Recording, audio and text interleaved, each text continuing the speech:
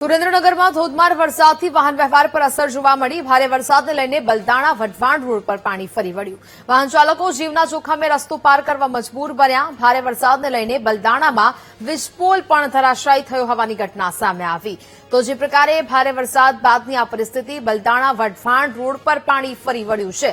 વાહન ચાલકો અહીંયાથી જીવના જોખમે પસાર થવા માટે મજબૂર બની રહ્યા છે। ધોધમાર વરસાદથી વાહન વ્યવહાર પર તેની અસર થઈ હોય તે પ્રકારના દ્રશ્યો અહીંયા સર્જાઈ રહ્યા છે।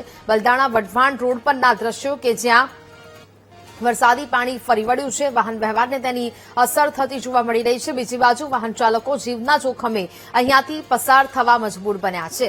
ભારે વરસાદ બાદ બલદાણામાં વીજપોલ પણ ધરાશાયી થયો હોવાની ઘટના બની। તો રોડ રસ્તાઓ પર નદીઓની જેમ પાણી વહેતા થયા હોય તેવા દ્રશ્યો સામે આવી રહ્યા છે, જેને કારણે સ્થાનિકો અને વાહન ચાલકો છે તે મુશ્કેલીનો સામનો કરી રહ્યા છે। પાણી ભરાયા છે તેને કારણે લોકો જીવના જોખમે અહીંયાથી પસાર થવા મજબૂર બની રહ્યા છે। તો ભારે વરસાદ બાદ નુકસાનીના પણ અનેક જગ્યા પરથી દ્રશ્યો સામે આવી રહ્યા છે। સુરેન્દ્રનગર જિલ્લામાં હવામાન વિભાગની આગાહીના પગલે રેડ એલર્ટ જાહેર કરવામાં આવ્યું, જેમાં વઢવાણ તાલુકામાં 4 ઇંચ જેટલો વરસાદ નોંધાઈ ચુક્યો છે।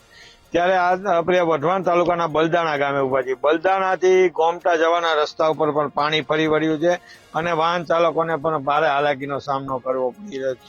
ત્યારે શું નામ તમારું? શૈલેષભાઈ નારાયણભાઈ કલોત્રા, બલદાણા સરપંચ। શું વરસાદથી શું તકલીફ છે? આ રસ્તો સુરેન્દ્રનગર જવાવાળો હાલની સ્થિતિમાં બંધ છે અને વીજ પોલ પણ ધરાશે। વીજ પુલ પણ ધરાશય થઈ ગયા છે, એનું કામ ચાલુ છે। અત્યારે ખેતરોમાં શું પરિસ્થિતિ? ખેતરોમાં સામે પાણી ભર્યા છે। હજી હમણાં 2-3 કલાક સુધી પાણી રહેશે, એનો નિકાલ ન થતા વરસાદ વધારે છે।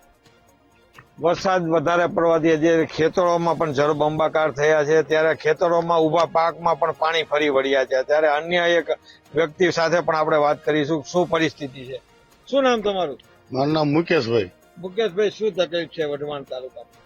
વઢવાણ તાલુકા બલદાણા ગામ શું અત્યારે પરિસ્થિતિ કેવી? પરિસ્થિતિ અત્યારે બહુ મોડી, કઈ માર્ગે હાલે એવું રહ્યું નથી, પાણી બધે ભરાઈ ગયા છે અને અત્યારે અમુક રસ્તા ખુલ્લા છે ને હજુ અમુક બંધ છે અને પીજીવીસીએલ વાળા મતે કાલની લાઇટ છે અને થાંભલો પડી ગયો। ત્યારે બલદાણામાં કાલની લાઇટો પણ બંધ હતી અને વીજ પોલ પણ ધરાશાયી થયા હતા એવું અને અત્યારે હાલ વીજ પોલ નાખવા માટે તંત્ર દ્વારા કાર્યવાહી શરૂ કરવામાં આવી છે। Sachin Pitva, VTV news, Surendranagar.